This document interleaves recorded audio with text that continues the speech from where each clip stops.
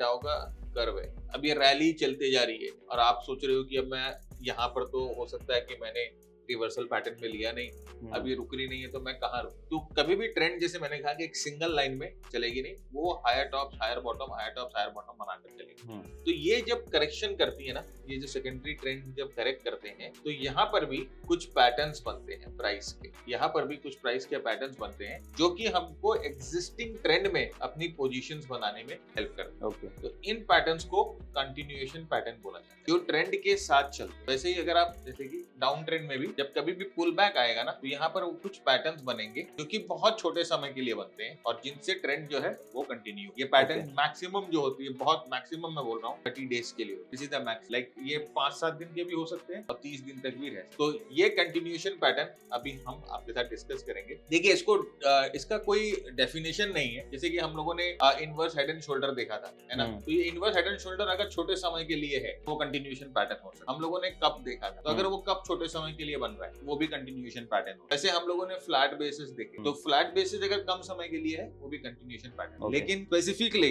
किताब text book में अगर आप पढ़ते हो तो यहाँ पर ऐसे कि ट्राइंगल्स ना, ये कंटिन्यूएशन पैटर्न में डिफाइन हो। फ्लैग्स में सुना ही होगा, फ्लैग के बारे में, ये कंटिन्यूएशन पैटर्न में डिफाइन होता है।